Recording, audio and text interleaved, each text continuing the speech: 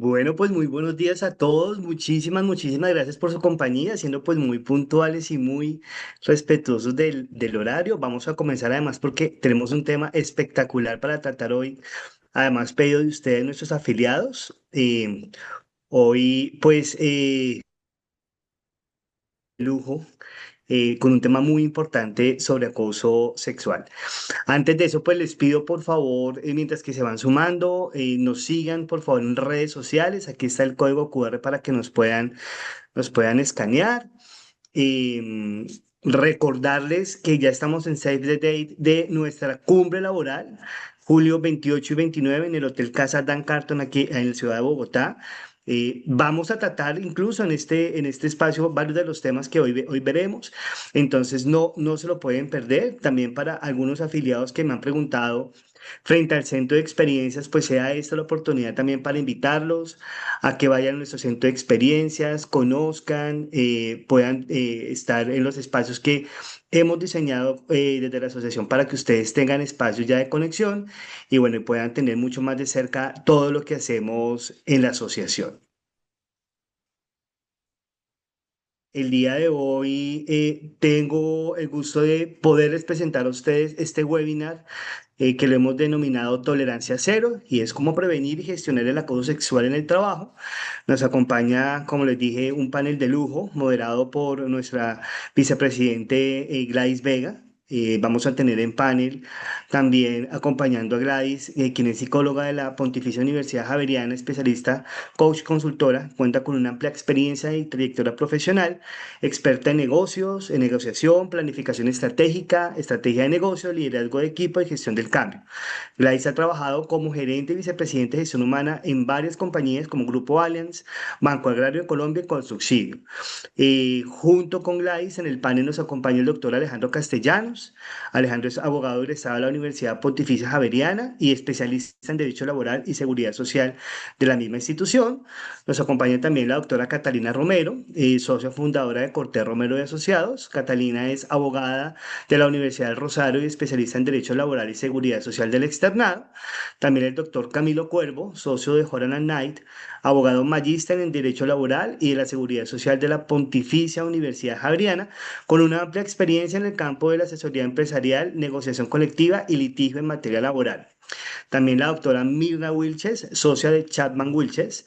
La doctora Mirna fungió como gobernadora del Colegio de Abogados del Trabajo en el periodo 2020-2021 y pertenece actualmente al Comité Jurídico de la Cámara de Comercio de Barranquilla, a CRIP Región Central y la Cámara de Servicios Legales de la ANDI. Y completando este espectacular panel, el doctor Fabián Hernández, socio de Hernández Enríquez y Abogados. Fabián es consultor en Derecho del Trabajo y Seguridad Social de la firma Hernández Abogados, especializados en Derecho Laboral y Seguridad Social y es exgobernador del Colegio de Abogados del Trabajo de Seguridad Social. Aquí pues Gladys, el micrófono, sean todos bienvenidos y muy buen panel. Bueno, buenos días a todos. Qué maravilla estar aquí reunidos con semejantes colegas, amigos, personas que quiero tanto y admiro.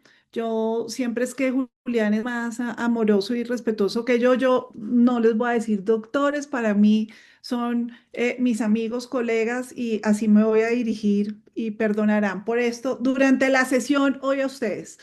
Entonces, pues bueno, de verdad, ¿saben? Yo creo que en la vida tenemos que darnos la posibilidad de procesar, escuchar diferentes miradas y más en un momento como estos. Llevamos unas semanas ya escuchando voces de mujeres que han resonado en el país trayendo a la luz casos de acoso sexual en un medio de comunicación.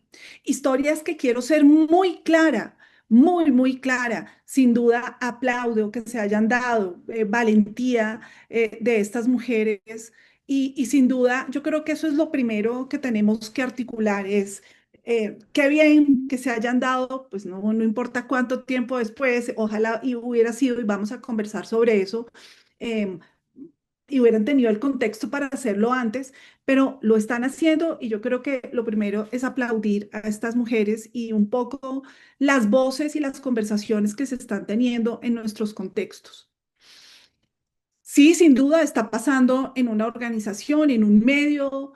Pero yo creo que aquí el llamado a todos los que estamos aquí conectados y a todos los que hacemos parte de estos contextos organizacionales y que hacemos parte del mundo de recursos humanos es que no nos podemos confundir y que esto no es un hecho aislado y que este escándalo sin duda es un espejo de una realidad que ha estado presente en múltiples sectores a lo largo de nuestra historia.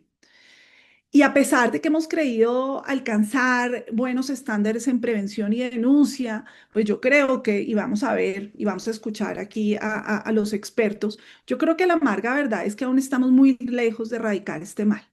Y si cada uno de nosotros, yo creo que muchos de ustedes han recorrido sus contextos y han recorrido su historia y dicen, uy, sí, a mí también de pronto me ha tocado, ¿cierto?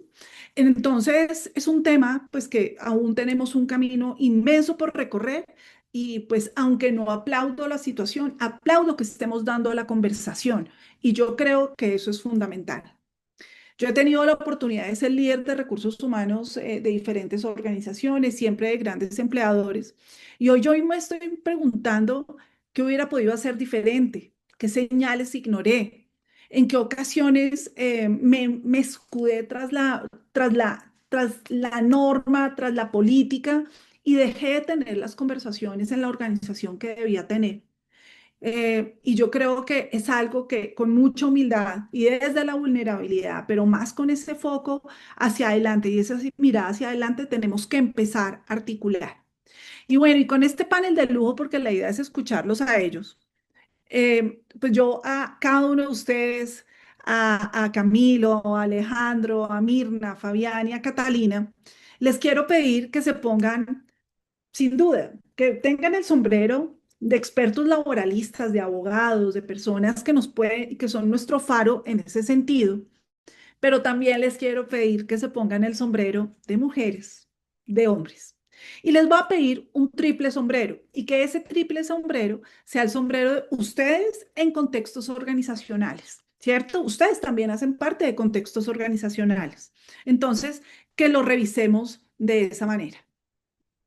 Bueno, vamos a empezar con esta conversación de tolerancia cero. Tolerancia cero. Vamos a empezar con Camilo. Y Camilo, la pregunta que te tenemos es que nos cuentes, creemos que lo más en este instante, lo que tenemos que también es sincerar dónde estamos para poder entender cuáles son las posibilidades de futuro, que sinceremos dónde estemos y que nos hables de cómo ha evolucionado el tratamiento de acoso sexual en el ámbito laboral en Colombia en los últimos años.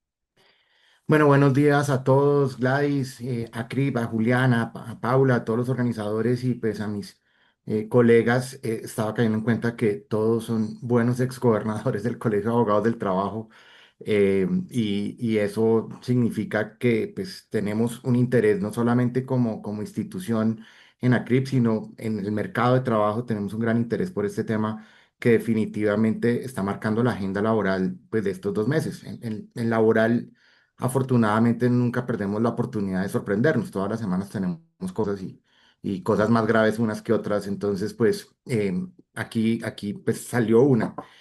Uno de los temas que ha pasado en estos días es que la gente cree que nos cogió de sorpresa el tema de la prevención y el manejo del acoso sexual en el trabajo y resulta que no lo es tanto. Entonces, yo lo que voy a tratar de hacer es tratar de explicarles y ubicarlos en que existen normas, en que esas normas puede que algunas no estén desarrolladas, pero pensar que nos toca salir a inventarnos algún manejo, pues puede que en algunas cosas tengamos que improvisar porque todavía falta regulación, pero ya existe un marco y ese marco pues tiene una historia que no empezó hoy. Entonces, no sé, Juli, si podemos proyectar un poquito, si tenemos las diapositivas, pero pues este tema arranca principalmente con una mezcla entre la Constitución del 91 y la Ley 50 de 1990. La Ley 50 de 1990 es anterior a la Constitución del 91, pero informó muchos de los principios y muchos de la visión, de la nueva visión del derecho del trabajo que finalmente terminó constitucionalizada en la Constitución de 1991. ¿Por qué es importante la ley 50 del 90? Porque hasta 1990 la subordinación era prácticamente absoluta. Si usted coge la versión original de la subordinación del Código de 1949, pues va a encontrar que básicamente usted era un esclavo al que le pagaban, punto. Esa era la definición de la ley 50 del 90. Por primera vez en la ley 50 del 90 se desarrolla unos límites a la subordinación, entendiendo que esa subordinación, ese ponerme bajo la dependencia de otro, esa facultad que yo le transfiero al empleador para que me dé órdenes y que yo la tenga que cumplir, pues tiene unos límites. Y básicamente son tres: el honor, los tratados internacionales que haya celebrado Colombia. Hay algunos creemos, y yo lo creo así, entra por primera vez el concepto de moving a Colombia en algunos tratados aislados que tenía la OIT hasta ese momento. Y viene la palabra maestra de todo esto, y la palabra maestra, la que tiene que informar esta discusión, es dignidad. Entonces, ¿cuál es el límite de la subordinación a partir de la ley 50 del 90? Pues la dignidad. Y se limita ese poder absoluto. Viene la Constitución del 91, y si hay un factor predominante y que realmente ayudó a desarrollar el derecho del trabajo en Colombia, es que el trabajo es pilar fundamental. Está en el preámbulo, está en el artículo primero hablando de dignidad humana, tiene un artículo como derecho fundamental que es el artículo 25, y pues viene la Biblia del derecho del trabajo, si uno lo quisiera ver así, que es el artículo 53, que desarrolla los principios fundamentales, y dentro de esos principios fundamentales hay una protección, hay un enfoque de género que era muy novedosa para 1991, pero hoy no lo es tanto. Un enfoque de protección especial a la maternidad, protección especial a la mujer, protección especial a grupos que pudieran tener algún tipo de discriminación o de manejo irregular en el trabajo. Obviamente la Corte Constitucional desde 1991 ha venido desarrollando estos criterios al punto que, por ejemplo, dice que el artículo 53 es de aplicación inmediata y directa. ¿Eso qué significa? A pesar de que el artículo decía que teníamos que expedir un estatuto del trabajo, pues ese estatuto 30 y pucho de años después, pues no se ha expedido. Pero eso no implica que el artículo 53 y sus principios fundamentales pues no se apliquen. Tan es así que uno puede aplicar o puede pedir que se aplique directamente el artículo 53, y a tal punto lo es que todo el tema del incremento del salario mínimo por parte del presidente Petro pues está montado sobre el artículo 53 porque evidentemente es contrario a la ley.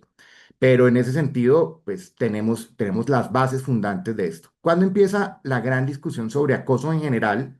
Y vamos a ver que se va decantando a acoso sexual, porque uno de los grandes dilemas que lo vamos a discutir con mis compañeros de paneles, a quien aprovecho para saludar, pues el tema es que hay una gran diferencia entre acoso laboral y acoso sexual, a pesar de que tienen un relacionamiento muy íntimo y tienen figuras que se han manejado en algunos temas muy parecidos.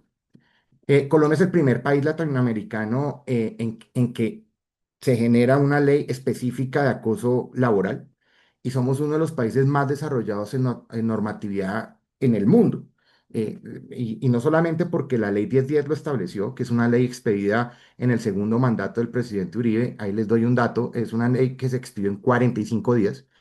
Su trámite en el Congreso fue muy, muy rápido, pero pues tenía el poder político que tenía el presidente reelegido y con un Congreso completamente a favor.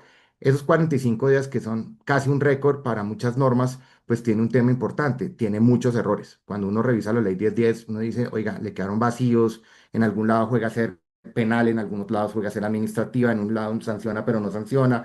Tiene unos vacíos que afortunadamente la Corte Constitucional y en parte algunas sentencias aisladas de la Corte Suprema en sede de tutela han ido decantando y han ido moldeando para tener lo que tenemos hoy: un país altamente regulado en acoso laboral, a tal punto que el convenio 190 de la OIT, que en este momento está en trámite de integración a la legislación interna, algunos como yo discutimos si es conveniente hacerlo, pues porque nos estaríamos devolviendo en algunos aspectos de la ley 1010 mucho. O sea, estamos más avanzados que inclusive las visiones que tiene la OIT sobre protección. Entonces, pues viene esa ley que busca prevenir, corregir y sancionar. Fruto de esto, pues hay un desarrollo y hay un vacío prácticamente de 20 años, aunque vamos a ver que ese vacío no existe, porque en la mitad hay una norma que la gente no conoce, que es la primera vez que se establece como delito el acoso sexual en Colombia, que es una norma que la vamos a ver. Si quieren, pasemos a la siguiente diapositiva, por favor, para que sea la antesala de la ley 2365. Pasemos otra vez, por favor, otra vez, otra vez, otra vez, otra vez, y después nos devolvemos ahí. Perfecto. Está la ley 1257 del año 2008, que tiene dos particularidades. Por primera vez en Colombia se establece como delito el acoso sexual. Vamos a ver que el enfoque de ese momento era un tema netamente vertical, en donde el único teóricamente que podía acosar o la que podía acosar era una persona superior manifiesta en relaciones de autoridad de poder, que puede que no fueran expresas, pero sí tenía que existir una autoridad de poder entre el acosador y la víctima de acoso. Y es lo que algunos llaman un delitico, si uno lo quiere ver así, lastimosamente no tiene tanta fuerza, es un delito querellable que genera penas privativas de la libertad de 1 a 3 años. Como lo sabemos por cultura general, aquí no meten a la cárcel a alguien que se roba un celular o que secuestra a alguien, pues mucho menos a alguien que comete acoso sexual. Sin embargo, para que se sorprendan, en Colombia hay por lo menos 500 condenados por acoso sexual en Colombia. Y en ese sentido uno llega a decir, bueno, sí, sí es eficiente, sí se denuncia, lo que pasa es que no son muy publicitados. Entonces, aquí viene el primer mensaje. Lo que pasó en Caracol no es la primera vez que tenemos una situación y no es la primera vez que tenemos denuncias, sino es la primera vez que tenemos un manejo, digamos, penal del asunto. Tiene varios problemas. Uno, es un delito querellable. Si la víctima no lo propone, no se puede, digamos, formular de oficio. No, un tercero no puede ir por él o por ella a denunciarlo. Y segundo, es un delito que caduca en el tiempo respecto a la denuncia. Yo no soy penalista, pero lo que les digo es, ahí hay uno de los grandes vacíos y problemas que tiene el acoso sexual, que yo pueda que tenga unas obligaciones muy grandes en materia laboral, pero desde lo penal para que no pueda hacer mucho, entre otras porque si me demoro mucho, eventualmente no lo va a poder denunciar a título de víctima. Y aquí viene un tema que cuando yo lo pregunto en estas charlas, la gente no lo sabe. La ley 1257/2008 tiene una obligación a cargo de los empleadores que está vigente, solo que era una obligación medio inocua porque decía tramite la queja, pero no sabíamos para hacer qué ni por qué. En el parágrafo del artículo 12 de la ley 1257 se dice expresamente, y se los voy a leer, como obligación de los empleadores en la prevención. Acuérdense que la ley 1257 es una ley de alta protección o de especial protección a la mujer, con un enfoque de género muy encaminado a protección de mujeres. Para ponerlo más claro, mujeres biológicas, para que todo el mundo lo entienda y ser aún más claro, con la foto social del 2008. Estamos hablando hace casi 20 años, que no es la misma foto social del 2026. Entonces uno diría, bueno, ¿y por qué eso no tiene enfoque hacia todo el mundo? ¿Y por qué no todo el mundo puede ser acosado? Y ese tipo de cosas. El delito quedó abierto, pero la ley como tal es un tema de prevención a las violencias en contra de la mujer. Pero mire lo que dice el artículo 12 en su parágrafo. Los empleadores teníamos la obligación de tramitar quejas de acoso sexual y de otras formas de violencia contra la mujer contempladas en esta ley. Estas normas se aplicarán también a las cooperativas de trabajo asociado y a las demás organizaciones que tengan un objeto similar. La gran pregunta es, ¿tramito la queja para qué? Para disciplinar, para hacer una reconstrucción del tejido humano convivente, para hacer un apoyo a la víctima. Uno diría, en el mejor de los eventos, quedémonos con, tengo que apoyar a la víctima, pero pues tengo que tener un tema disciplinario. Aquí lastimosamente vamos a ver que el único que puede decir si sí o no existe acoso sexual es un juez penal. Entonces el empleador no tendría muchas condiciones para ir a decir que sí hubo una situación de acoso. Y finalmente viene la ley 2365 del año 2024. Ahí nos devolvemos a la diapositiva anterior, Juli, porfa. Para contarles que es un proyecto de ley bastante particular, se radicó digamos, en vigencia del gobierno Duque en marzo del 2022. La gente cree que es un proyecto, o mejor, fue una ley impulsada por el Pacto Histórico y la realidad es que no, fue una norma impulsada por el Partido Alianza Verde y por un sector del Partido Conservador, específicamente por la senadora Claudia Ablel, Nadia Ablel, perdón. Y aquí les cuento una anécdota, pues hasta rara. No nació como una ley que pretendiera prevenir el acoso sexual en el trabajo.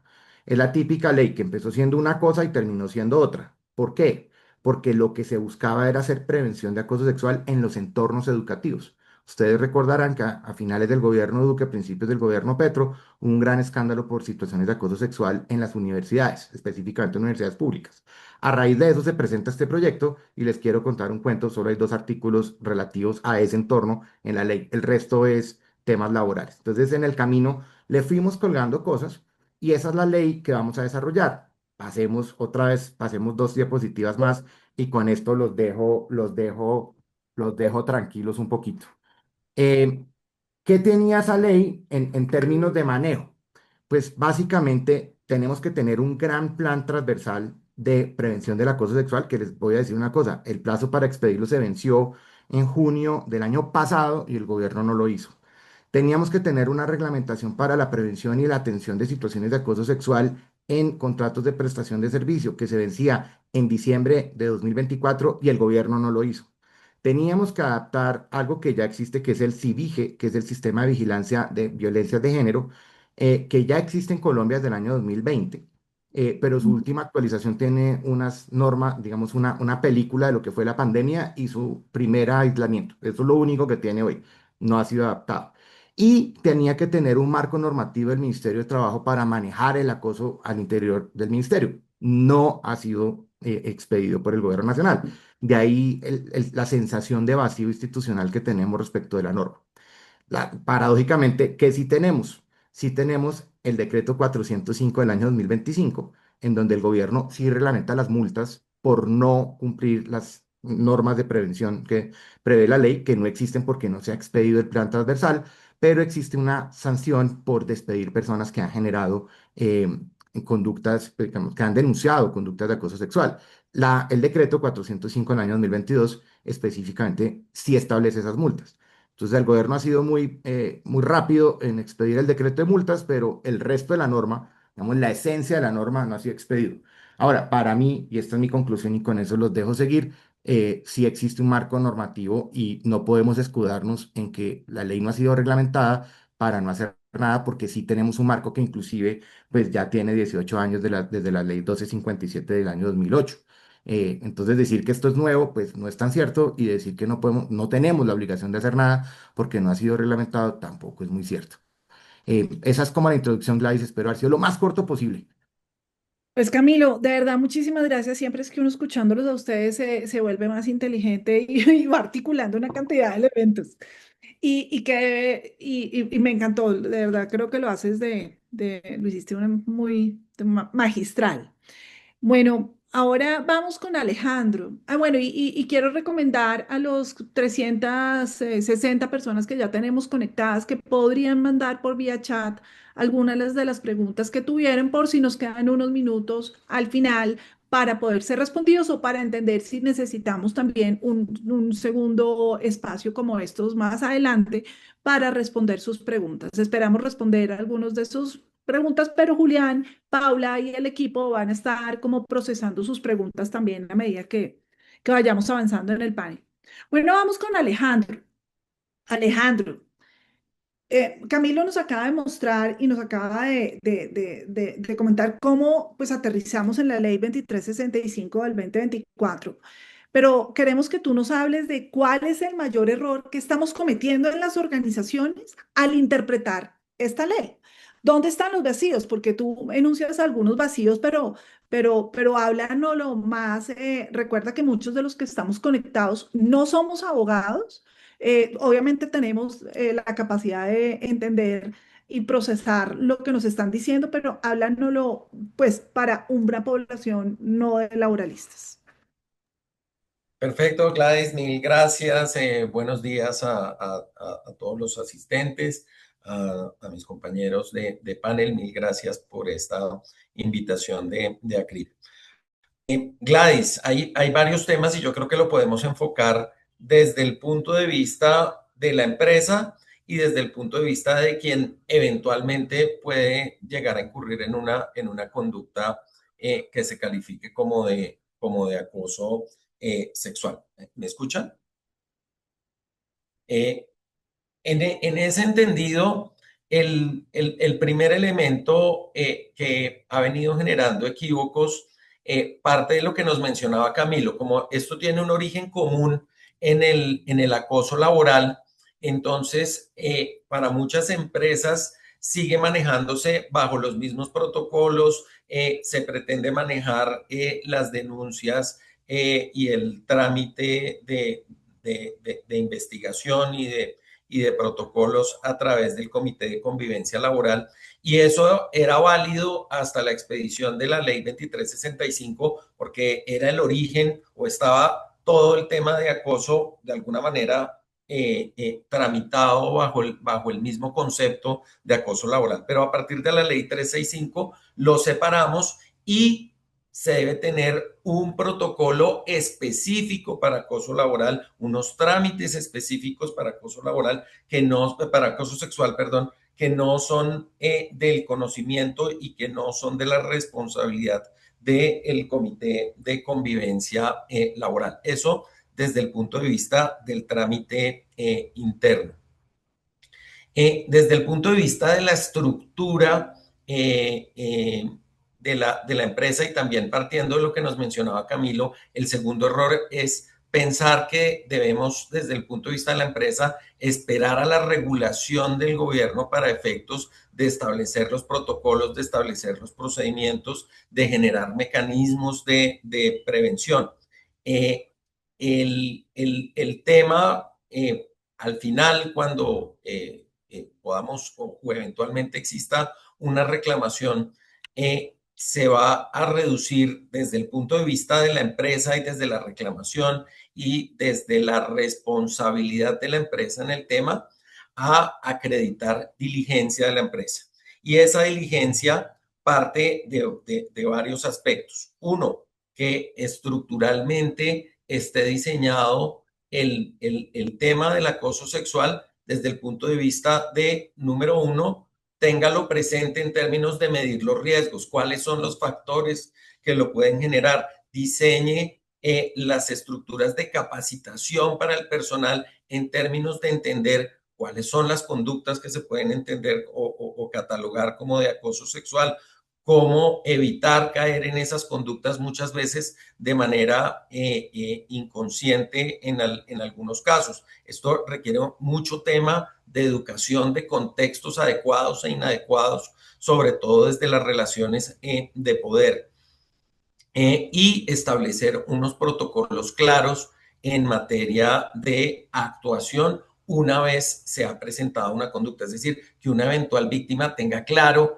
qué es lo que debe hacer, a dónde acudir y cuáles son los canales, y que la empresa tenga previsto una vez lleguen esas situaciones, pues cómo manejarlas y cómo responder ante ellas, cómo proteger adecuadamente a la víctima. Porque la respuesta de la empresa no puede ser en su momento, no, pero es que como no teníamos reglamentación del gobierno, entonces pues realmente yo hice lo que estaba dentro de mi alcance bajo la regulación que estaba vigente, y eso nos va a generar graves problemas desde dos puntos de vista. Desde el punto de vista de acreditación de la responsabilidad del empleador, no olvidemos que el empleador, en términos generales de regulación, tiene una obligación de protección de los trabajadores. Y esto tiene y está relacionado con temas de salud mental que nos pueden impactar en temas de responsabilidad del empleador a la luz de la culpa patronal del artículo 216. Y por supuesto, desde el punto de vista reputacional, pues mi respuesta no puede ser, no, pues como esto no estaba reglamentado, entonces pues no teníamos unos protocolos claros. Ya después, cuando se emita la reglamentación del gobierno, miraremos si hay que establecerle temas adicionales o quitarle otros para que sea compatible con la reglamentación del gobierno, pero la respuesta no puede ser esperar. Y desde el punto de vista de los trabajadores, el principal error es considerar que el acoso sexual está circunscrito únicamente a la intención de quien está ejerciendo la conducta. Es decir, que la persona diga, no, pues yo hice un comentario, pero eso no tenía ninguna intención de absolutamente nada. Eso pues, de pronto era un chiste, alguna cosa, o que el tema esté circunscrito el acoso laboral a que la persona tenga una intención sexual, por ejemplo, en un comentario, y no es así. El acoso sexual tiene que ver con agredir la esfera íntima de la persona en temas como su orientación sexual, así quien haga el comentario no tenga una intención sexual respecto de la persona. Entonces, el tema no está tan circunscrito a la intención de quien hace la conducta de acoso, quien incurre en la conducta de acoso, sino cómo se siente la víctima de la conducta. Y eso es un punto absolutamente clave para entender cuál es el alcance o cuáles son los límites de los comportamientos, especialmente cuando esos límites están circunscritos o están determinados por una relación de poder. Pues gracias, Alejandro, nos empiezas a poner elementos y nos dices, bueno, lo primero es diligencia, ¿cierto? Y nos empiezas a introducir unos elementos como de, bueno, aquí también empiezan a convivir elementos también, algunos culturales, las normas, los protocolos, pero tenemos que entender cómo vamos a navegar esa paradoja en términos de lo que puede ser, significar acoso sexual, sí o no. Estábamos hablando, preparando el panel con estos maravillosos colegas y amigos y decíamos, bueno, esto de las fiestas de fin de año, como que ya eso es mejor ir tumbando eso del presupuesto, vamos a mirar cómo vamos a tener que procesar estos espacios sin dejar también de fomentar espacios de vínculo que pues, sabemos que habilita el compromiso en nuestras organizaciones. Entonces, miren aquí cómo empezamos a conectar diferentes elementos. Y ha llegado el momento de escuchar a Mirna. Y Mirna, pues aquí la invitación es a que tú nos cuentes qué diferencia hay. Pues porque además lo importante es, yo también escuchándolos a ustedes es, momentico, ustedes no se pueden escudar como mundo corporativo en que aquí existe este protocolo, este papel, este no sé qué, y escudarse en los vacíos de la norma. Entonces, danos tu sabor de qué diferencia un protocolo de papel de uno que realmente funcione en la práctica. Y atado a ello queremos escuchar cuáles son las consideraciones, cuáles consideras son los mínimos no negociables que debe tener una ruta de atención efectiva. Y yo creo que nadie mejor que tú para darnos esas luces. Estás en mute. Primero, permítame darte las gracias por esta invitación y saludar pues a la audiencia y a todos mis queridos colegas que nos acompañan. Y bueno, ya frente a lo que me preguntas, ¿cuál es la diferencia entre un protocolo real y uno de papel? Em, pues la mayoría de nosotros y la misma ley ordena a que todas las empresas tengamos la política y entonces todo el mundo salió a hacer la política y ya teníamos comité de convivencia y muchos teníamos en la misión y en la visión y en los valores el respeto por la dignidad y por cero tolerancia al acoso, pero aún así el acoso sigue ocurriendo durante años y se ha normalizado y se administra en silencio.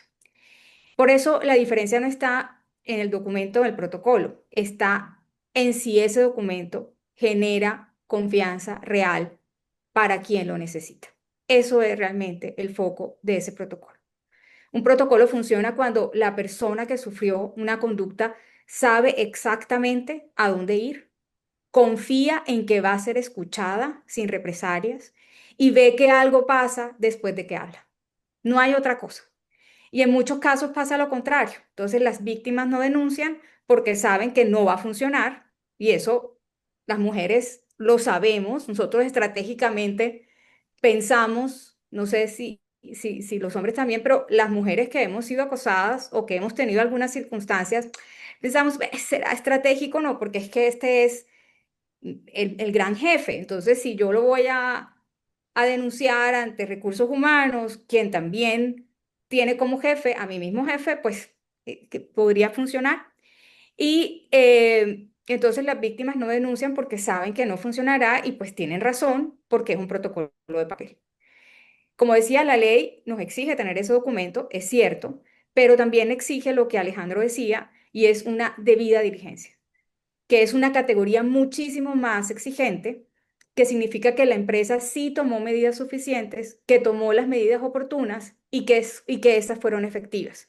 Y un papel no alcanza ese estándar. Y creo que de pronto eso es lo que sucede en la mayoría de las empresas. Y para poner el ejemplo de Caracol, fue algo que sucedió claramente, se dejó el subregistro porque justamente las funcionarias, las empleadas sabían que no iba a suceder nada, sabían que había miedo, sabían que el protocolo que había era de papel y por tanto eso no es un protocolo real. Por eso esos protocolos, y la misma ley lo establece, deben estar basados en los mismos principios que la ley establece. Y estos aplican directamente al diseño y al funcionamiento de los protocolos y que como principios deben orientar la administración de estos casos. Y voy a recordarlos un poquito. Primer principio es pro víctima. Cuando haya duda en la interpretación del protocolo, la interpretación debe favorecer a la víctima. Y un protocolo no puede estar construido pensando primero en proteger a la empresa en los casos de acoso sexual. Debe haber debida diligencia. Entonces, las obligaciones del empleador deben ser de resultado en el caso de acoso sexual. No pueden ser de medio, no puede ser solamente intentarlo.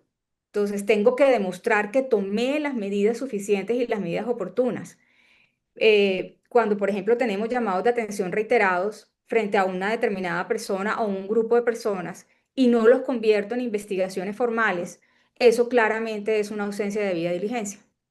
Otro es la confidencialidad. Entonces, la identidad de la víctima, los detalles del caso, todo esto debe estar protegido en todas las etapas de la investigación. Y cuando hay un subregistro, como es el que digo de las víctimas de Caracol, es porque las personas no confían en que la denuncia es confidencial. Eso es clave. No revictimización. Entonces, el protocolo no puede someter a la víctima a confrontaciones con el agresor, ni tampoco a que pruebe desproporcionadamente que le sucedió. Esto aplica tanto al proceso interno como cuando, por ejemplo, si es recursos humanos el canal, conduce las entrevistas.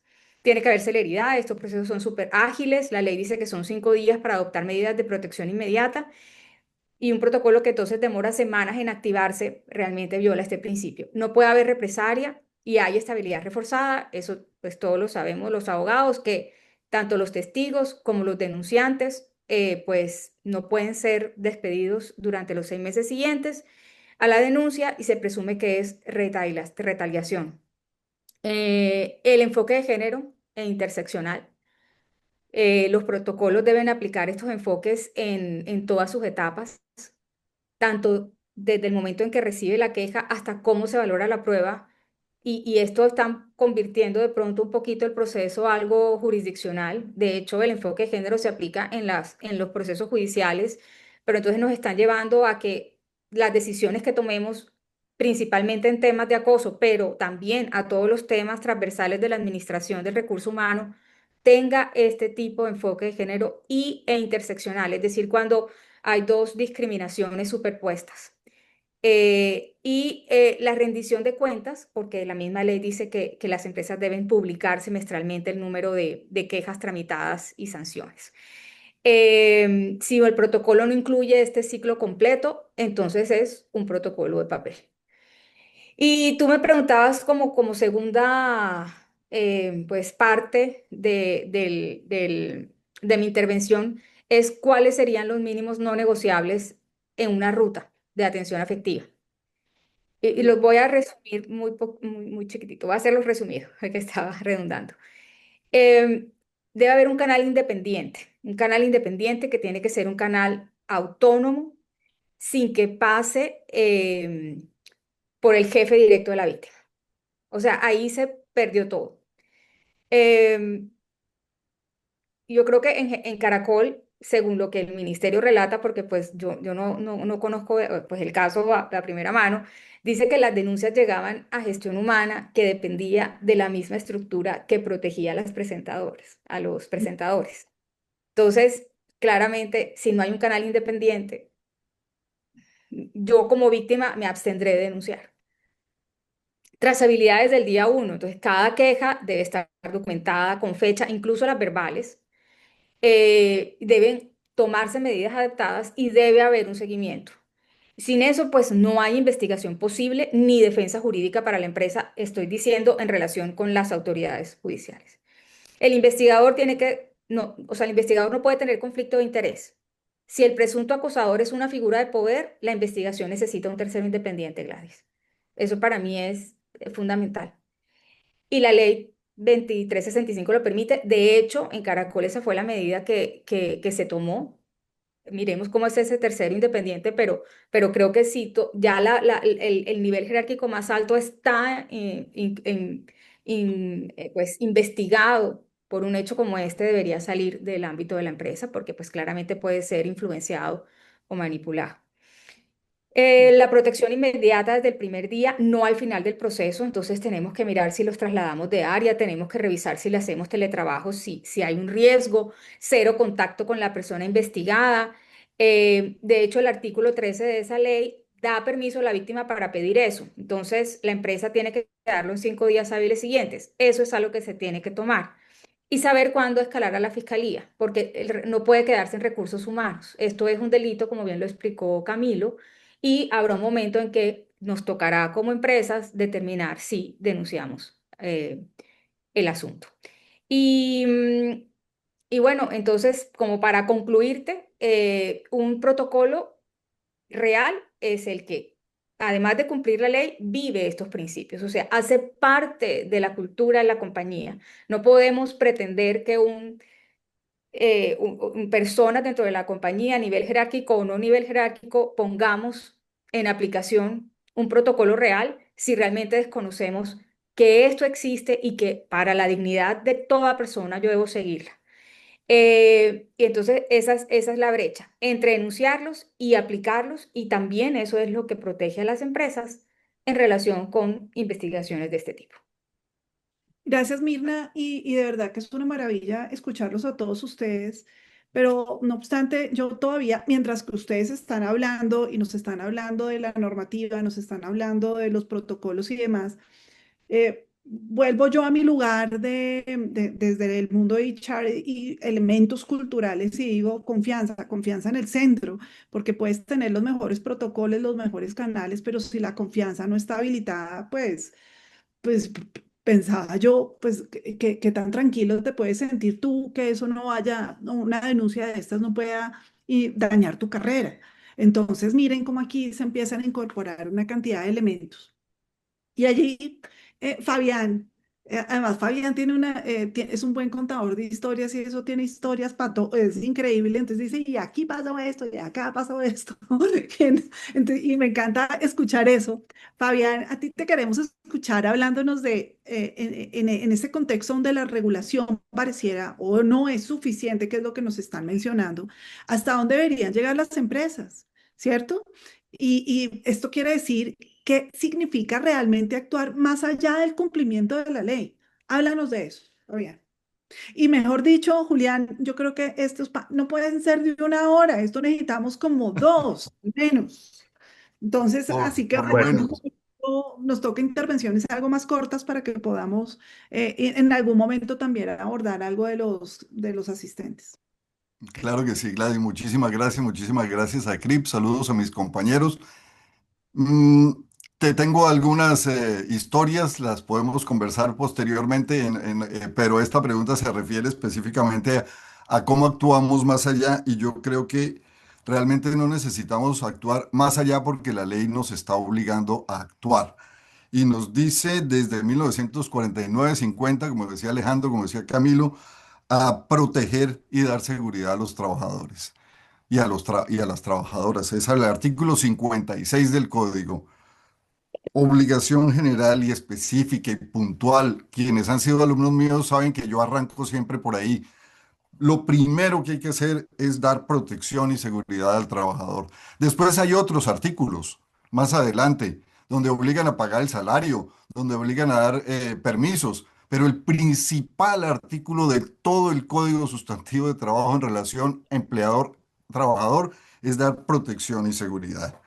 Entonces, partiendo desde ese punto, pues nos enfrentamos a una situación que decimos ha sido normalizada. Y la frase a mí me conmueve un poco porque parece que todo tiempo pasado fuera mejor. Lo hicimos muy bien en alguna época, pero se fue normalizando el acoso sexual. No, el acoso sexual ha sido normal, no se normalizó. El acoso sexual ha sido normal, ha existido en algunas entidades, en algunas empresas y, como diría el doctor Víctor Manuel Uribe, miembro fundador de este comité, no hay una empresa acosadora. Tenemos seres humanos dentro de las empresas que son los que realizan esas actividades de acoso y que la empresa como ente debe darse cuenta y responder ante esa situación. Entonces lo que nos toca es empezar un trabajo moderno de desnormalizar esa situación. Y la mejor manera, pues es, la ley lo determina, es realizar prevención. La ley de acoso laboral 1010 decía prevención, corrección y sanción. La prevención quedó en un renglón, a nadie le importó, todo el mundo se fue a la angustia de la sanción y después hablaron de que lo único que podía hacerse en prevención era crear un comité de convivencia. El comité de convivencia es lo menos preventivo, o sea, está dentro del capítulo de prevención como última posibilidad antes de llegar a una solución ya negociada por parte de los interesados. Entonces, la prevención está y tiene que arrancar en un compromiso, en una sensibilización, pero tenemos un problema en la calle, porque es que cuando uno dice tenemos que hacer sensibilización, todo el mundo entiende enternecernos. Ser sensibles significa ser tiernos. No, ser sensibles significa ser conscientes de la situación, entender la situación. Entonces, muchos de los problemas que tuvimos al principio en el año 2006, 2007, 2008, en cuestión de prevención del acoso laboral, era que las empresas no se atrevían a decirle a la gente que era acoso, porque si les decimos que es acoso se van a empezar a quejar. Entonces ocultaron completamente la prevención y terminamos finalmente con unos comités de convivencia, en algunos casos de papel, como decía Mirna, donde simplemente ni siquiera votaban por sus representantes. Y eso ha tenido una evolución de 20 años, donde hoy sí votamos por un representante que quiera representarnos y en el que confiemos. Yo voto por un representante de ese comité porque confío en que en el momento en que se me presente un caso, me va a poder ayudar a resolverlo. Esa es la visión de sensibilización de esas actividades. Y sensibilizar tiene una finalidad de empatía, influir en las ideas de las personas para cambiar las actitudes. Eso es sensibilizar. Sensibilizar no es enternecer. Sensibilizar es influir en las ideas y en las actitudes de las personas para generar cambios. Y entonces tenemos que plantearnos un compromiso sobre esa base de sensibilización.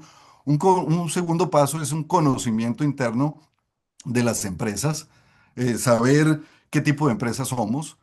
Somos empresas, ayer lo comentábamos en algún momento, donde tenemos muchos contratos a término fijo que permitirían que ciertas personas dijeran, ¿necesitas que tu contrato se prorrogue?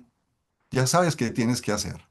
¿Sí? Tenemos muchos contratistas, ¿necesitas prorrogar tu contrato? ¿Sí? Eso. Ya hicimos aumentos salariales. A un grupo no le hicimos aumento. ¿Quieres estar en el grupo de los que aumentan? Eso es constreñimiento ilegal. Antes de crear el artículo correspondiente en el Código Penal que dice acoso sexual tiene este efecto, ya en el Código Penal existía el artículo de constreñimiento ilegal, obtener algo ilegalmente, constriñendo a la persona, obligándola a hacer algo que no quiere. Con ese conocimiento, conocer los empleados, tener unos robustos sistemas de selección de personal. Ahí, si dejamos entrar a estas personas, no faltará el que se meta.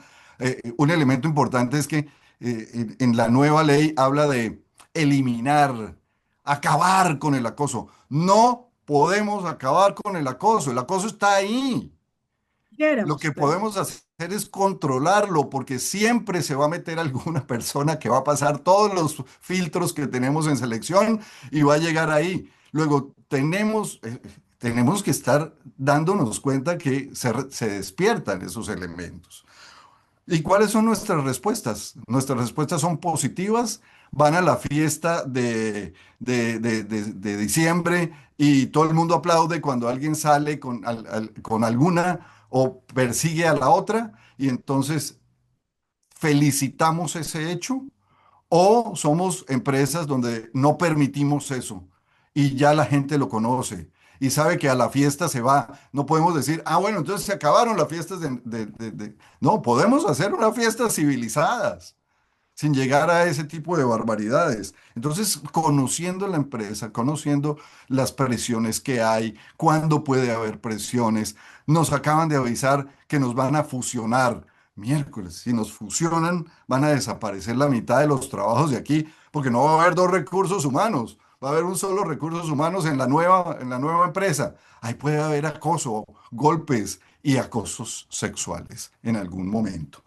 Una vez tenemos eso, pues el dato que sigue es realizar actividades de detección temprana. Conocemos los elementos que se mueven mínimamente y reaccionar rápido, contundentemente, llamar a las personas, hacer análisis. Antes de el último elemento que se volvió el principal, tanto en acoso laboral, comité de convivencia, en acoso sexual, protocolo, mira, quéjate. Si necesitamos que se queje, ya fallamos. No hay peor fracaso que llegar a la sanción. Si tuvimos que llegar a una sanción, es que fracasamos contundentemente en todo nuestro proceso de compromiso, conocimiento, detección temprana, etcétera. Pues eso es más o menos lo que yo quería manifestarles. Y ahora, si quieres, echamos unos cuentos, porque lo que tengo son Ya seis nos echó meses de algunos, ya Estados nos echó Unidos. algunos y eso me encanta porque yo sí creo que tú también hoy nos pudieras hablar de otros, pero más adelante recuerden que vamos a estar hasta las 9:30 de otros contextos que está pasando en otros países, así que alístanos esas historias.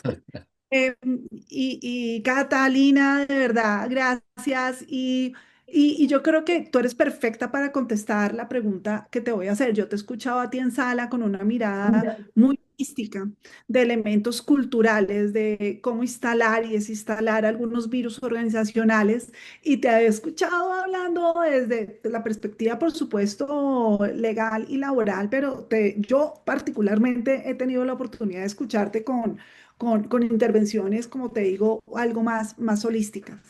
Y la pregunta es, aquí se ha hablado de cómo en las organizaciones estamos administrando el acoso en silencio, ¿cierto? Y cómo, pues esto sin duda tiene unas repercusiones bien importantes y que determinan algunos elementos culturales. La pregunta es por qué el silencio sigue siendo la norma en muchas organizaciones y para cambiarlo, ¿cómo deberíamos construir algunos entornos donde las personas se atrevan? Hombre, mujer, además, porque aquí yo creo que esta pregunta no tenemos que sesgarla al tema de género, sin duda. Y ¿cómo podríamos encontrar esos elementos culturales para que las personas se atrevan realmente a denunciar? Bueno, Gladys, muchas gracias. Y gracias a todos, a Crip y a todos los que están acá y a mis compañeros. Y sí, sabes que a mí me encanta, ha sido un reto en todo este trasegar de años asesorando empresas, un poco tratar de hacer la conexión entre nosotros los asesores y lo que está pasando allá adentro. Y ahí apelo un poquito a lo que nos dijiste al principio, pónganse la camiseta de la organización. Así que voy a contestar esta pregunta con esa camiseta de empresa. Mira, yo creo que, y todos los que me están escuchando lo entienden así. ¿Qué pasa? Cuando algún trabajador o trabajadora está pensando si denuncio o no, pues ahí se hace un montón de preguntas, se dice, bueno, si denuncio, ¿qué pasa? Y si me quedo callado, ¿qué pasa? Y realmente y generalmente al final los mismos trabajadores dicen, no, pues aquí no pasa nada. Entonces, ¿yo para qué denuncio? Si al final la gente que ha denunciado en esta empresa se va y el que acosa se queda. Y es lo que está pasando en todas las organizaciones. Y ahí hay un tema súper importante que se llama la memoria organizacional. Y es que si cada uno de los que estamos acá empezamos a pensar qué pasa en nuestras organizaciones, y es que si en algún momento ha pasado algo y no pasa nada, eso se queda en la memoria de toda la empresa. ¿Y qué queda en la memoria? Que en esta empresa no pasa nada. Aquí, así como cuando todos llegábamos a alguna empresa hace un montón de tiempo y decíamos, no, es que yo voy a hacer así. No, Catalina, no se puede porque en esta empresa eso siempre se ha hecho así, deje así. Y entonces la persona que tenía un montón de ideas, pues no las puede implementar porque así quedó en esa memoria que ahí no pasaba nada. Igual pasa en este caso, en las organizaciones. Cuando no pasa nada y no hay una consecuencia, pues la gente no denuncia. Y contestando a tu pregunta, Gladys, por esa razón, por ese tema de memoria organizacional, es que la gente no se atreve a denunciar, porque no pasa nada. Entonces, fíjense que ahí tenemos una tarea enorme y ahí un poco acompaño ya lo que han dicho todos mis compañeros y lo empiezo a resumir. Lo primero es, seguramente todos los que están acá ya tenemos todo, porque están bien asesorados, porque tenemos políticas, canales, ya tenemos clarísimo que una cosa es el comité de convivencia, como lo explicó Alejandro, Camilo, Mirna, Fabián, todo el mundo lo explicó súper claro y yo creo que aquí ya todos lo tenemos claro. Entonces podemos tener todo, pero si no funcionan los temas, pues esto va a ser igual. Entonces, ¿qué nos invita a esto? Primero, revisemos cuáles son los canales que tenemos y rediseñémoslos si nos toca hacerlo. Y ahí lo que decía Mirna, si tenemos un canal que no es independiente a la línea jerárquica, saquémoslo de ahí y pensemos en un canal manejado por un tercero. ¿Por qué no? ¿Por qué no pensamos en una tercerización, digamos? Y aquí viene un tema laboral que es importante, pero yo creo que sería interesante manejar esos canales a través de un tercero que no tenga nada que ver con el presidente, con el vicepresidente, con la junta directiva, nada. Hagamos de cuenta que todos acá me entienden, el tema financiero también está manejado con un revisor fiscal que tiene que ser independiente. Tratemos de manejar ese canal con un tercero independiente que reciba las quejas. Eso es un tip. Segundo tip, que sea anónimo. Si es independiente va a ser anónimo. Entonces, eso también nos va a dar a nosotros tranquilidad de que cualquier persona puede dejar de estar en silencio y hablar. Otro punto importante, miren, pues ahorita lo acaba de decir, sí, tiene que haber una consecuencia. Es decir, si alguien pasa y algo hay y se comunica de manera asertiva, pues realmente la gente empezamos a cambiar esa memoria y la gente dice, oiga, está pasando algo, llegó este personaje nuevo de recursos humanos y algo está pasando. Y eso empieza a permear en toda esa memoria.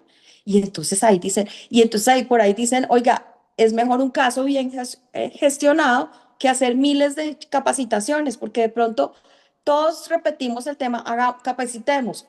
Obvio que es importante capacitar, porque ya nos dimos cuenta todos que, por ejemplo, en esos mandos medios hay una labor muy importante de capacitar en temas de liderazgo, porque no están ejerciendo muy bien el liderazgo. Pero más allá de eso, si nosotros no gestionamos un caso bien, pues obviamente no vamos a cambiar esa memoria organizacional. Pues claramente todo esto también nos invita a otros dos puntos que digo rápidamente y es pues obviamente continuar midiendo el clima organizacional, hagamos encuestas, midamos, verifiquemos esos indicadores. Pero yo creo que estos cuatro puntos nos van a servir muchísimo a nosotros desde la organización para actuar. Vuelvo y digo, nada sirve tener miles de documentos divinos y bonitos, como decía Mirna, en el papel y resulta que nosotros tenemos una memoria colectiva y organizacional que no la vamos a cambiar. Y les voy a contar ahí una anécdota rapidita, Gladys, antes de terminar. Nosotros tuvimos un caso que además fue muy sonado a nivel nacional y fue una sentencia que fue emitida en agosto del año 2024. Y fue un caso de acoso. Obvio, no lo llamamos acoso porque imagínense que fue una justa causa de despido que hicimos nosotros en una empresa cliente nuestra en el año 2009, más o menos, 2019, perdón. Entonces, ¿ahí qué pasó? Había una señora que enviaba unos chats, un señor, perdón, que le envió unos chats a un señor, a una señora y eran los chats de sus partes íntimas, eran los miembros, eran las fotos. Obvio, la empresa ahí en ese momento, ubíquense en el espacio 2019, pues ahí no teníamos sino lo que dijo Camilo, la ley 1257 del año 2008 que protegía de alguna manera a la mujer, hablaba del delito de acoso, pero pues obviamente nosotros como empresa no somos los llamados a calificar, por supuesto, una conducta delictiva y menos de acoso sexual. Pero sí sabíamos, y hay una invitación para todos, independientemente de las normas y de todo lo que venga y protocolos y van a llegar más reglamentaciones, hay un tema social que nosotros tenemos que hacer. Todos ahí teníamos que saber que algo tenía que pasar. Obviamente, ahí qué hicimos, tomamos la decisión de terminar el contrato de trabajo con justa causa. Por supuesto, no hablamos de acoso, pero sí hablamos de una conducta que definitivamente nosotros no podíamos tolerar en la organización, pues porque claramente estaba afectando a una persona Y fíjense que este tema, 2019, no teníamos nada de eso, no teníamos ley de acoso, nada. Y otra cosa importante ahí, se trataba de un tema de fuero de salud, la persona tenía fuero. Obviamente se escudó en el fuero de salud, presentó tutela, nos ganamos la tutela en primera instancia, segunda instancia, y el proceso llegó hasta la corte. Y miren las fechas. La corte falló en el agosto, perdón, sí, agosto del 2024. Y la ley de acoso sexual fue emitida en junio del 2024. Luego fue maravilloso porque a pesar de que no se habló de frente de acoso, porque no podíamos, como decía Camilo, pues no teníamos como, nos daba miedo y a todas las empresas nos da miedo, por supuesto, hablar de ese tema porque vuelvo e insisto, no somos los llamados a calificar, pero en ese análisis que se hizo la corte en ese momento dijo, oiga, claramente cero conductas, tolerancia cero a las conductas que puedan ser acoso. Luego ahí, independientemente de que existiera ley o no existiera, no había protocolo, nada, tomamos decisiones. Y en esa empresa quedó clarísimo que las cosas pasan, que sí pasa algo. Entonces la invitación final es a cambiar esa memoria organizacional y generar una cultura de que sí pasan las cosas y comunicar la consecuencia. Obvio, con una buena comunicación, claramente. No que tenga tinte de delito, pero sí con una buena comunicación. Es que Catalina, es que así es que se modelan culturas.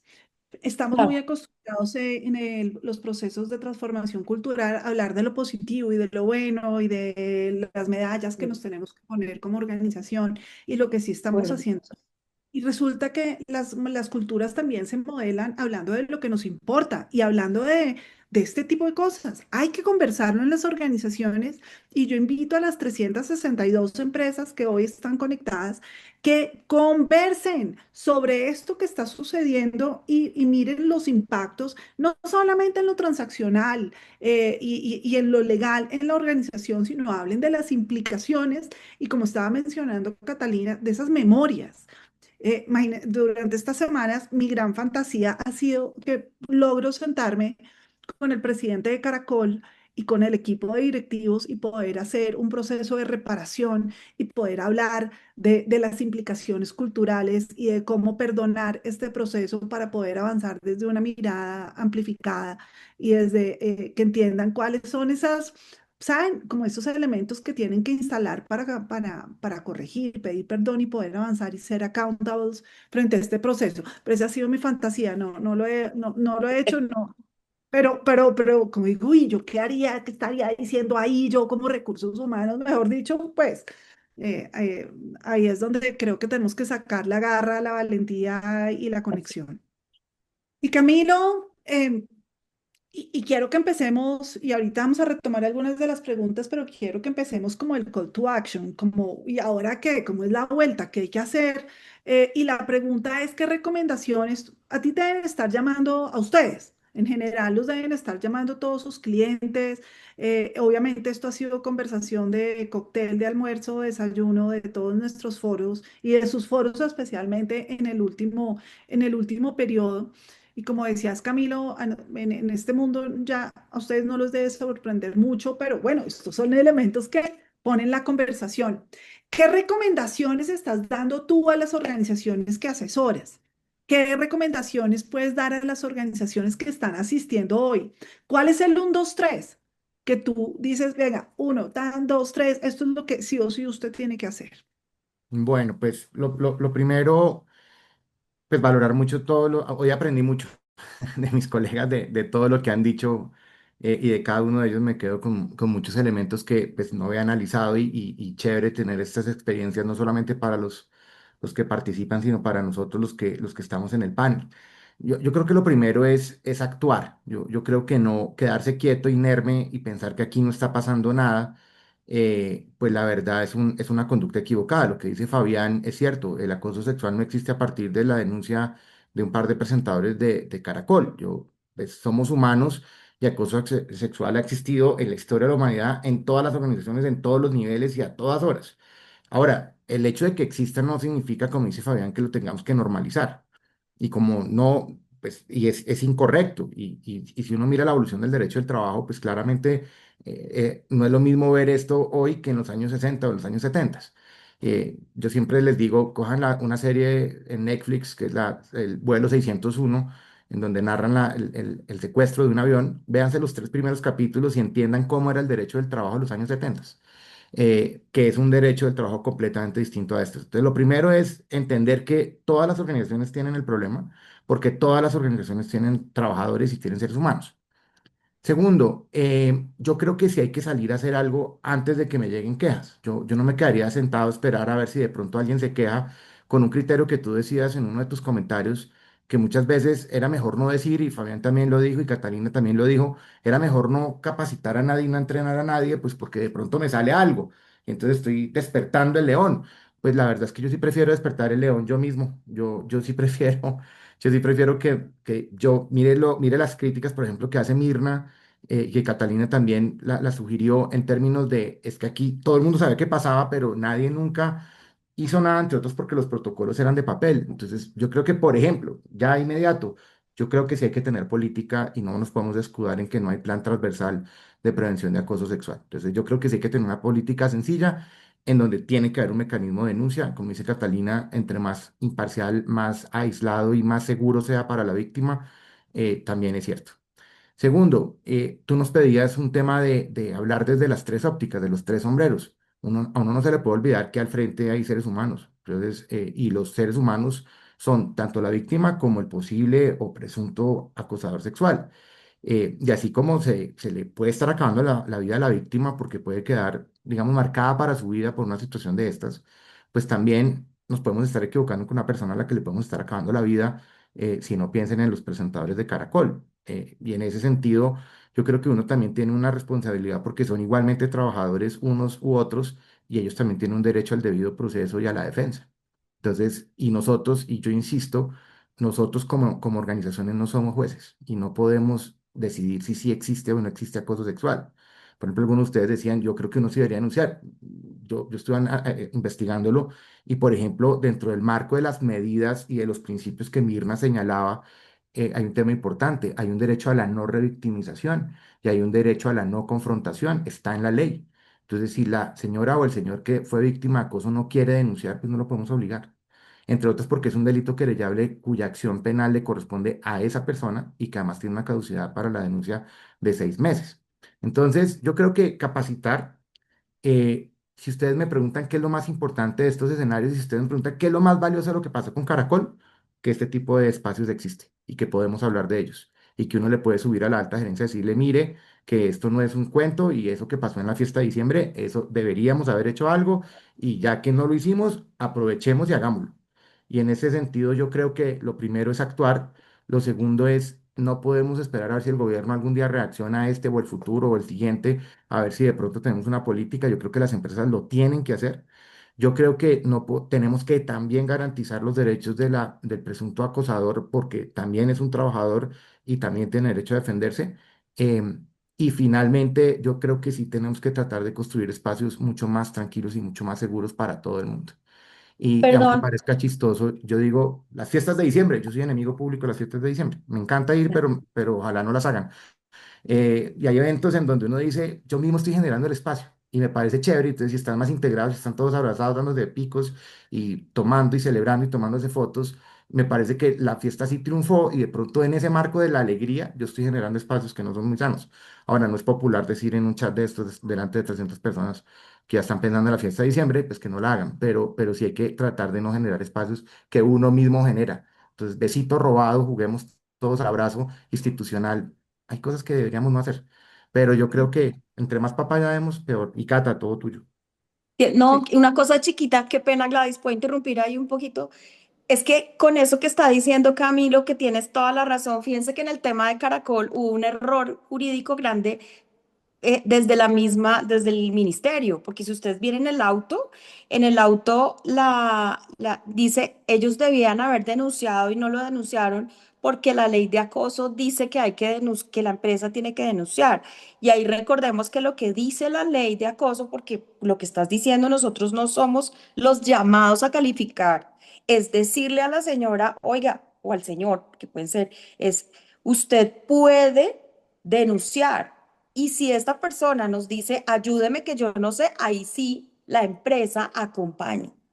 Pero Claro. fíjense que el error fue del mismo ministerio. El mismo ministerio en el auto dice no, y pues obviamente, bueno, me imagino que los asesores han debido interponer recurso, qué sé yo, no sé, pero ahí hay un error jurídico grande, que tenemos que estar todos también aquí listos y bien asesorados para poder apoyar ahí pues a las empresas en ese tema.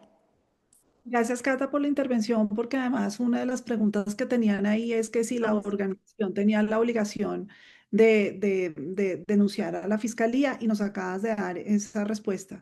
Y Camilo, gracias por traernos a la conciencia también que finalmente, aunque pues estamos inmersos en una sociedad también con normas y demás, pero también tenemos que entender que los contextos donde nosotros estamos en las organizaciones, uno podría entenderlos como una micro sociedad donde tiene que gestionar y determinar de qué conversamos, qué es lo que realmente nos importa y qué espacios queremos generar. Y si esos espacios son consecuentes con esa cultura que está, y no estoy satanizando en este instante la fiesta, aunque me he cuestionado bastante sobre si el chucuchuco y el aguardientico habilita o no ciertos espacios, pero lo que tendría uno que hacer es cómo hacer que su sistema, que sus elementos, que sus rituales sean consistentes con esa cultura que uno está queriendo desarrollar. Y sí, de acuerdo contigo, no aplaudo el hecho, pero aplaudo que estemos conversando sobre esto y que nos haya pues despertado esta intención. ¿Cierto? Pues porque además es cierto, ay, no, otra vez usted con sus protocolos y sus charlas de acoso. No, no, no, ahora sí están, sí quieren escuchar, ¿no? Y he escuchado en las últimas semanas también organizaciones y presidentes con los que he tenido la oportunidad de conversar. Dijo, madre, nos tocó despedir a esta persona. He escuchado de 5 despidos en las últimas 2 semanas porque se despertó el observador y yo creo que estamos elevando pues la conciencia sobre la relevancia de este tema. Y bueno, Mirna, aquí voy a cambiar el orden un poco de la forma en que estamos preguntando y que quisiéramos preguntarle, Mirna, ¿cómo garantizar que los canales de denuncia sean seguros y confiables? Lo hemos enunciado, pero como quiero que lo hables, obviamente sí es de lo normativo y demás, pero realmente que abordes cómo logramos un equilibrio real entre creerle también a la víctima y garantizar el debido proceso. Algunas de las personas que están en el chat están diciendo y pues saben que pues en estas conversaciones de almuerzos y cafés durante estas 2 últimas semanas pero y entonces ¿será que también se van a aprovechar? ¿Será que esto lo que está sucediendo y los mecanismos que existen también pueden ser aprovechados? Dado que pues obviamente aquí ustedes han dicho muy bien, está, o sea, en general está a favor de la víctima, hay que creerle a la víctima y es lo más importante, pero ¿será que hay algunos espacios donde podamos caer en el aprovechamiento? Entonces, danos un poco de sabor sobre cómo lograr que esas denuncias sean confiables. ¿Cómo logramos un equilibrio real entre creerle a la víctima y garantizar también el debido proceso? Bueno, yo sí quiero, las fiestas de Chapman Wilson son buenísimas, así que yo no quiero que se acaben. Yo creo que ahí lo que toca es, pues, aplicar todo esto que hemos dicho y socializar y entrenar, como por decirlo así, o capacitar a toda la población trabajadora para que goce respetando a sus compañeros de trabajo superiores o inferiores. Y también quería decir otra cosa. Estamos en este punto hablando de Caracol y porque en este caso hubo un punto de inflexión y es que estamos hablando de los presentadores más cotizados del canal. Yo estoy segura que mis colegas y todos la audiencia que maneja estos casos, si se trata de un acoso sexual en niveles jerárquicos inferiores, hacen esto sin problema y toman las medidas y las consecuencias que correspondan.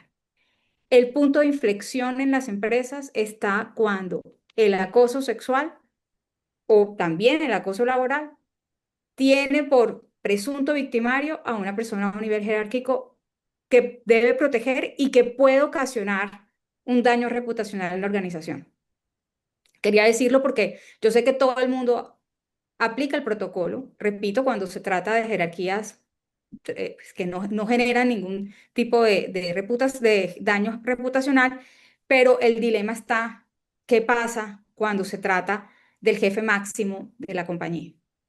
Entonces, por eso, para que el canal sea seguro y confiable, la independencia tiene que ser completamente visible. Como ya yo le decía en la pasada, si las denuncias llegan a alguien que reporta al mismo directivo, el canal no es seguro. Deben haber consecuencias conocidas. Entonces, cuando la gente ve que las denuncias anteriores resultaron en medidas reales, se empieza a confiar. Pero sabemos muy bien que cuando se trata de estos altos directivos, esas consecuencias no son conocidas, porque el alto directivo o lo negocian o lo hacen renunciar. Y ahí no hubo realmente una consecuencia. Para él sí, porque dejó su empleo, pero ¿qué pasó con las víctimas? ¿Sí? Em, y además, pues debe haber esa protección activa y visible. Debe demostrarse que la estabilidad laboral se mantiene, que no voy a votar o sea, a despedir a la víctima o a su testigo, y esa protección tiene que ser creíble antes de que ocurra un caso, no después. Entonces tengo que demostrar. Ahí yo conozco un caso en el que, en este caso, era el gerente de planta. El gerente de planta acosaba a sus subalternas, dos, tres, las tenía a punta de invitaciones. Hacía, entre otras cosas, otras muchas cosas ilegales, pero esta era una empresa que era parte de un corporativo de Israel. Entonces, el canal estaba en el corporativo. Y es completamente secreto y confidencial. Estas muchachas o estas señoras sabían que eso iba a tener una reserva muy restringida y muy protegida. Efectivamente, ese gerente lo sacaron por este tema. No le dieron consecuencias conocidas. Lo terminaron negociando, pero pues tuvo, de todas maneras, mientras duró todo el proceso, que duró casi 6 meses, las personas vinculadas en la investigación estuvieron protegidas. Eh, y en lo segundo que me pregunta es cómo sería el equilibrio entre creerle a la víctima y el debido proceso. Pues esta es precisamente la atención más frecuente, ¿verdad? Y la que más confusión genera. Así que me permito ser muy precisa. Creer a la víctima no significa condenar al investigado desde el inicio. Significa que Ok. escuché su relato y que su relato tiene un peso probatorio que merece ser investigado, no descartarlo por default. O sea, y tampoco exigirle pruebas, no, es que él me cogió en el baño sola, pues en realidad, ¿qué prueba va a tener esa muchacha de que un hombre la cogió en el baño sola? O como lo que cuentan las periodistas de Caracol, que uno de ellos, estando en el ascensor, las tomó por sorpresa y le dio un beso, o sea, le intentó dar un beso y ella pues se defendió. Pero en realidad, cómo puedes exigirle a la víctima probar eso? Es realmente difícil. Entonces, no sé bien cómo vamos a estructurar el asunto, pero no podemos exigir pruebas que la persona no podría tener. Nos toca hacer de Sherlock Holmes e intentar activar otro tipo de mecanismos para determinar si hay indicios relacionados o parecidos a lo que la víctima está indicando. Porque eso, pedirle más pruebas de lo que ella pueda dar, es como si tuviera que demostrar su propia credibilidad antes de que comience cualquier proceso. Entonces, ese debido proceso es el que también protege al investigado y debe protegerlo porque tiene el derecho a que se conozca qué es lo que le están endilgando, a que le hagan sus descargos, a que quien investiga sea imparcial, eso sí, y la decisión tiene que ser motivada. Eso pues, eso es parte de la Constitución, de la garantía del debido proceso. Entonces, ese es el error frecuente y es confundir el due process, o sea, el debido proceso con la inacción. Es lo que no puede permitirse. El debido proceso es lo que garantiza que el investigado pueda ser escuchado y de alguna manera que se desvirtúe en lo que quiere decirse frente a ellos. Y que van a tomarse como un mecanismo de abuso. Sí, claro que podría suceder. Eh, pero entonces ahí está que durante la investigación se determine si realmente existen esos indicios, si realmente existen víctimas que estén en las mismas condiciones de la que está denunciando. De pronto, hacerle un seguimiento a la persona que se considera victimario. Em, es decir, hay que buscar mecanismos para lograr ese equilibrio. Y quiero como acotarlo en tres elementos de ese equilibrio. Que existe una separación de quien recibe la queja con quien investiga y decide. Y que los estándares que reconozcan, los estándares regulatorios tienen que reconocer la asimetría del poder. Eso dentro de un contexto laboral. Y además, que no lo hemos hablado, pero tenemos que intentar acompañar psicosocialmente a la víctima durante todo el proceso y no al final. Y aquí mis colegas miran, no, pero ¿cómo vas tú a decir que, que le pongan un psicólogo si entonces también va a ser foro de salud? Pero ya la persona está forada, ya igual tiene estabilidad. Y sí tenemos que ayudar a la persona porque ese es un momento muy complejo y muchos de nosotros, creo, de la audiencia y de las que estamos en el panel, nos ha tocado, o sea, eso es de llenarse de los ovarios, Claro. apretar y ponérselos muy en firme porque obviamente tendrás gente a tu lado, pero también miles de detractores. Y ante eso necesitas esa ayuda para poder enfrentar un caso como este, que puede ser muy difícil. Y esto lo digo justamente cuando se trata de cuando acoté el caso, y es más que todo cuando existen, pues los supuestos victimarios tienen una jerarquía importante dentro de la compañía, como fue el caso de Caracol. Perfecto. Muchas gracias, Mirna. Y aquí, em, pues seguimos conectando puntos y habilitando como algunas, yo creo que algunas de las preguntas que nos están haciendo en el chat han sido respondidas. Al finalizar, vamos a hacer un recap de una revisión de estas preguntas y determinar cuáles no dimos respuesta y de pronto poderlas acotar. Fabiana, háblanos un poco sobre este contexto internacional. O sea, te había anticipado que de verdad queríamos escuchar cómo ha sido esta evolución de tratamiento de acoso en otros países y cómo estamos frente a estos países.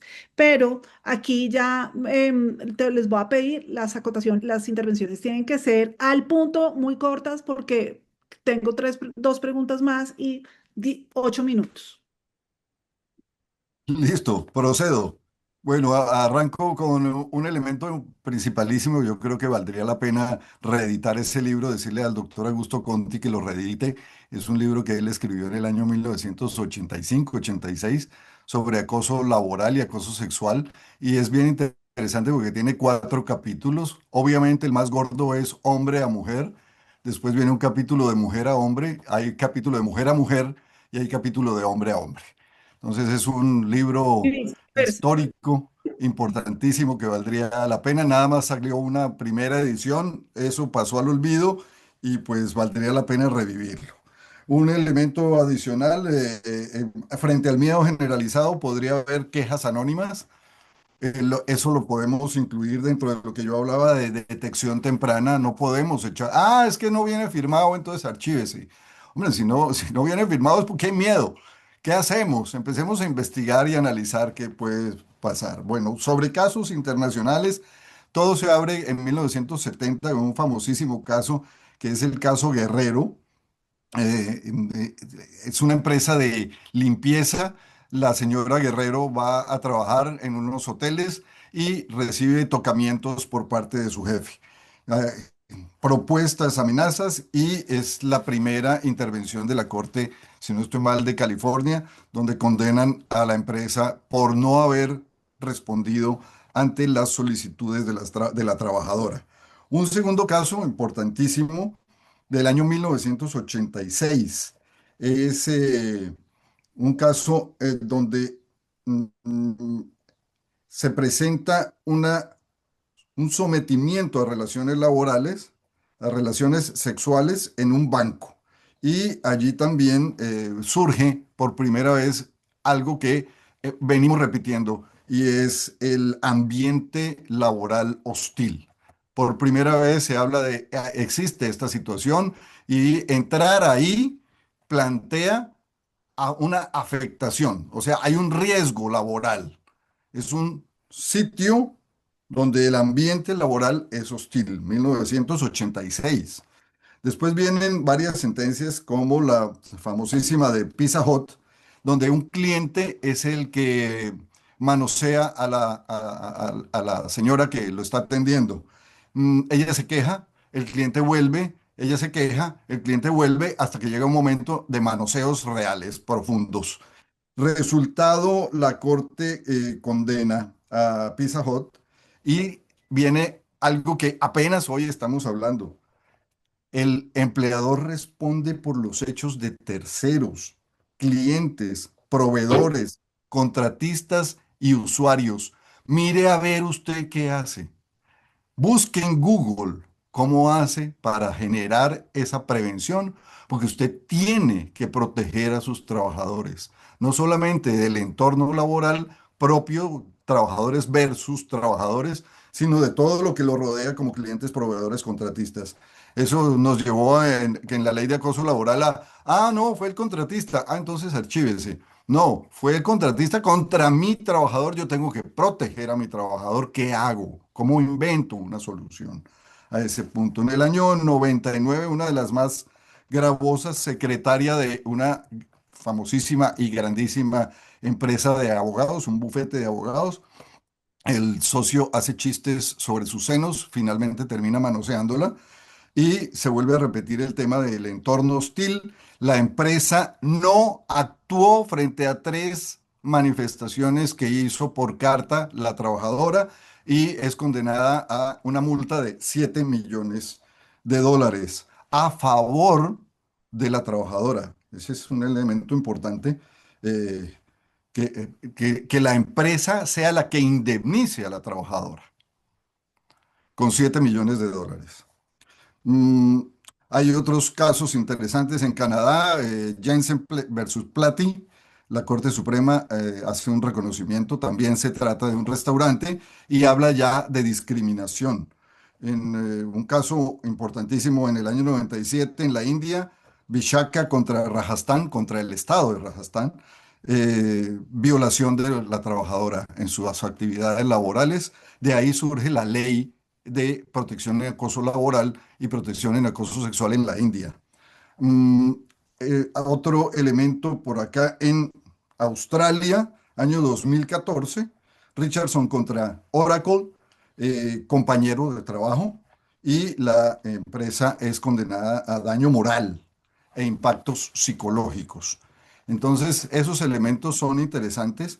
En nuestras cercanías está Argentina 2010, despido, la carga, esto es importante, la carga se invierte. El empleador debe demostrar que no discrimina.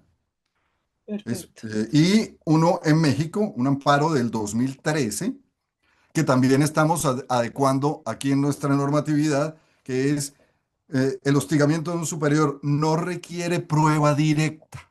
Ahí surge en esa sentencia en México del año 2013, es una sentencia de tutela, allá le dicen amparo, amparo 47 del 2013, no requiere prueba directa y requerimos exclusivamente, si es necesario, si hay prueba directa, buenísimo, del indicio. Y pues nuestras sentencias, la T-239 del 2018, acoso del jefe, mm, es una protección constitucional a la trabajadora y la empresa no adoptó medidas efectivas. Debemos hacer prevención y debemos hacer investigación. Y posteriormente la 140 del 2021 sobre temas de universidades, razón por la cual, como decía Camilo, la primera presentación de la ley era referida a universidades y después, pues metámosle esto y terminó en el ambiente laboral todo ese elemento. Gladys, todo se refiere a prevención.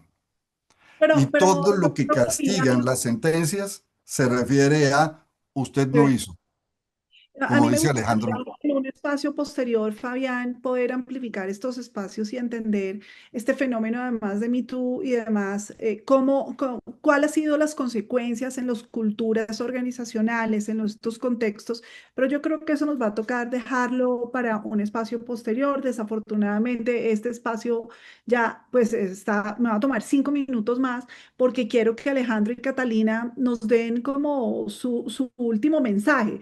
O sea, ¿qué no se ha dicho? ¿Cuál es el último mensaje tuyo de, oiga, viejos, venga? hay que pararle bolas a esta vuelta, Alejandro, y cerramos con Catalina este maravilloso espacio. Y de verdad, una hora y media a mí se me pasó rapidísimo. He recibido una cantidad de comentarios de por favor, repitan este espacio, contéstenos, y hay una cantidad de preguntas que quedaron sin responder. Entonces, pues bueno, ese es el tema de haber puesto el dedo en la llaga y haber abierto esta un poco caja de Pandora. Alejandro y Catalina, así. Gladys, yo, digamos, de las preguntas veo que hay un tema que genera mucha pregunta, es el tema de la prueba, y hago polígrafo, y cómo determino si es verdad o no es verdad. El tema central aquí, y tiene mucho que ver precisamente con el tema de la prueba, es el foco que da la ley, y en eso es en lo que nos tenemos que concentrar. El foco que nos da la ley no es la sanción a la persona, determinar si hizo o no hizo y qué voy a hacer contra la persona presuntamente acosadora o el investigado. Y eso tiene que ver con la tensión entre los dos derechos que hablaba Mirna. Como el foco es la protección y el foco es qué hago con la persona que me está presentando una queja, cómo le ayudo a que siga trabajando y a que continúe prestando servicios mientras determinamos la otra situación. Y en eso es en lo que tengo que acreditar diligencia. La prueba de la diligencia le corresponde a quien debe emplearla. Y entonces el empleador es quien debe acreditar, mire, yo fui diligente porque ante la queja, independientemente de si voy a sancionar a la otra persona después o no, implementé esto y esto, implementé este protocolo para efectos de proteger a la persona. Ese es el foco de la ley y ese debe ser el foco de la empresa. No si vamos a sancionar o no vamos a sancionar, si existe la prueba o no existe la prueba, eso es posterior. Es, por supuesto, relevante, pero no debe ser el foco. Y eso nos lleva a un tema que no hemos tocado y es, ojo con volver a los trabajadores autómatas, es decir, tenemos que evitar el acoso laboral, pero no podemos llegar a un tema entonces en que la solución para los trabajadores sea, pues me aíslo y no hablo con nadie, porque el manejo de recursos humanos también requiere que haya relaciones humanas sanas, por supuesto, pero que se mantenga la relación. Entonces, la capacitación tiene que ver no solo con indicar a las personas qué están haciendo mal, sino cuál es la manera correcta de hacer las cosas sin incurrir en conductas que afecten la reputación de la empresa. Y esa prevención que habla Fabián no puede ser aislada. Esto tiene que ser un comportamiento cíclico de la empresa en términos de evaluar, aplicar correctivos, volver a evaluar, volver a aplicar correctivos. En el momento de un proceso yo no puedo decir, no, por allá hace 10 años hice una capacitación y no volví a hacer nada. Esto tiene que ser un ciclo constante de prevención. Así es, gracias Alejandro. Yo creo que trabajar esto y Catalina, yo quisiera que tú des tu último mensaje, pero quiero que contestes una pregunta que me genera una fricción a mí. Y es, alguien nos está preguntando en el chat, si yo como recursos humanos me entero y sé, pero no hay denuncia, ¿qué hago? Y me está comiendo esa pregunta porque pues obviamente también me habita. Yo diría... Yo diría que como así, claro, o sea, tienes que hacer algo, pero pues dinos tú, Sí, Catalina. ese es el chisme, el famoso chisme. Como que todo está por ahí el chisme, pero nadie sabe qué hacer. No, mira, la respuesta para el público es que claramente sí tiene que haber o sea, yo tengo que actuar a través de una denuncia. Entonces, pues obviamente la empresa no puede actuar a través de un chisme. Eso sí no se puede. Entonces yo creo que sí, claramente el mensaje final de esto es, uno, actuar, o sea, tenemos que actuar, creo que lo hemos dicho todos. Hay que hacer algo, tiene que haber una consecuencia de cara a una queja. Y dos, pues claramente rediseñar todos los canales de comunicación canales de denuncias para que realmente sean independientes, para que sean de terceros y para que la gente se atreva. O sea, creo que de todo lo que hablamos, eso puede ser una gran conclusión de nuestro evento, pero claramente, respondiendo a lo que dices, tiene que haber una denuncia. Yo actúo a partir de una queja, a partir de una denuncia, a partir de una comunicación. Y para eso tengo que contar que existen los canales.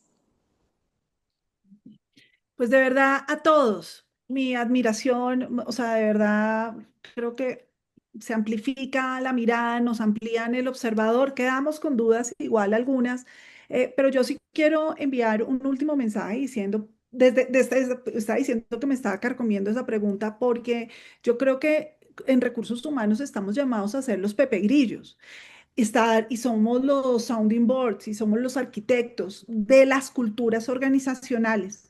Luego, si nosotros tenemos conocimiento de elementos, pues tenemos otros mecanismos, ¿sí? Para entender qué está pasando en un área, qué está pasando con un líder, qué está pasando aquí con la confianza, con las comunicaciones, a qué le estamos dando relevancia y tenemos otros mecanismos para mirar, tener una mirada más completa y poder abordar y sin duda apoyar a quienes podrían estar victimizadas y no son capaces, y no son capaces de denunciar por el miedo a ser revictimizados.